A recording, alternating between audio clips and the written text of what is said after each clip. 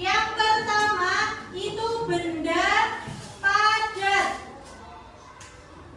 Kalian tahu benda padat? Benda-benda itu ada di sekitar kita. Contohnya benda padat itu meja, kursi, papan tulis, lemari, itu termasuk benda padat. Nah, sifatnya bagaimana, Bu? Sifatnya itu bentuk dan ukurannya tetap walaupun dipindahkan ke tempat yang lain. Jadi dia tidak akan berubah. Meja ketika dipindah ke sebelah kanan akan tetap, tidak akan berubah wujud atau tidak akan berubah bentuk. Itu benda padat. Yang kedua adalah benda cair. Kalau benda cair itu contohnya air, dia akan mengikuti wadahnya.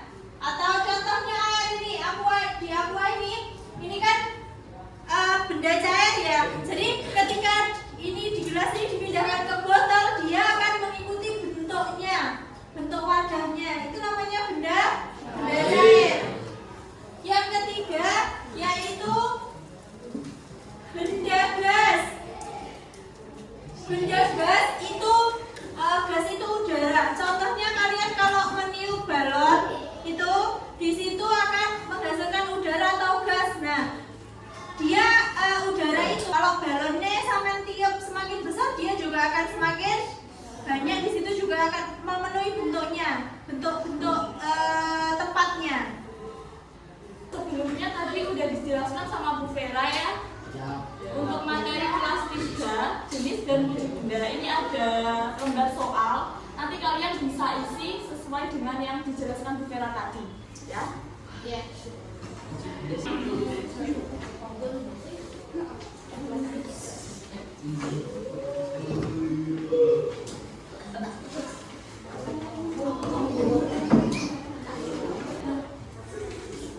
Oke, sambil menunggu kalian mengerjakan tugas, ini Ibu mau menjelaskan tentang materi kelas 4, yaitu materi kerjasama. Ada yang tahu apa yang dimaksud dengan kerjasama? Ya, salah satunya itu. Nah, Ibu jelaskan lagi ya. Kerjasama itu merupakan kegiatan di mana dua orang atau lebih melakukan suatu pekerjaan untuk mencapai tujuan. Kerjasama juga memiliki manfaat, diantaranya yang pertama dapat menyelesaikan suatu kegiatan dengan cepat, meringankan kegiatan atau pekerjaan, kemudian memicu munculnya semangat kesatuan dan persatuan, dan mempererat ikatan bagi satu orang atau lebih. Nah, di lingkungan masyarakat itu contoh dari kerjasama, ada yang tahu nggak contoh kerjasama di lingkungan masyarakat? Ya, ya boleh. Ada lagi yang membersihkan. Kayak kita lihat sekitar dari lingkungan masyarakat itu contohnya seperti kerja bakti, membersihkan lingkungan saluran air, taman dan jalan bersama-sama. Kemudian ada gotong royong dan ada ronda malam. Di rumah kalian masih ada nggak ronda malam? Ada ya. Itu tujuannya untuk menjaga keamanan di lingkungan secara bergilir.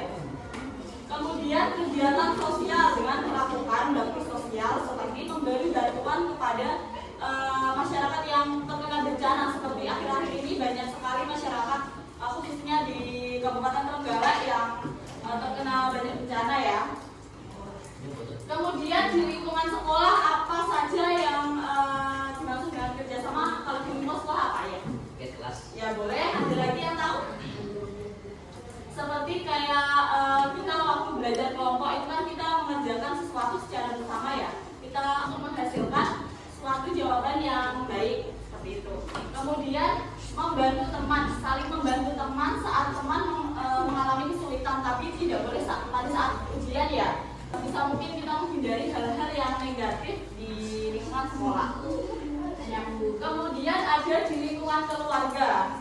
Itu seperti contohnya pembagian tugas di keluarga itu harus yang pertama mencuci piring, itu hukumnya wajib ya teman-teman. Jadi kita harus mencuci piring di rumah. Kalau selesai makan kita mencuci piring, selesai pakai baju kita mencucinya. Kemudian secara umum kerjasama juga bisa terjadi dalam berbagai bentuk, seperti yang pertama kerukunan, kerjasama yang dilakukan secara sukarela untuk mencapai tujuan bersama.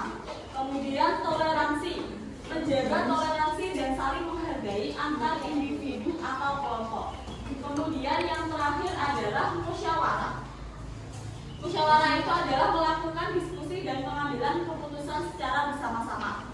Seperti itu ya untuk anak-anak kelas 4 materi tentang kerjasama. Sudah paham semuanya? Sekarang Ibu ada soal untuk bisa dijawab ya?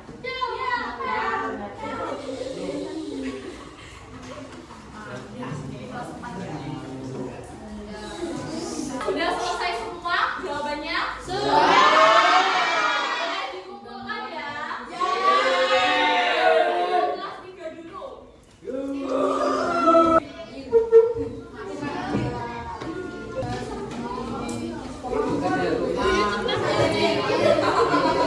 3, kelas 4 ya?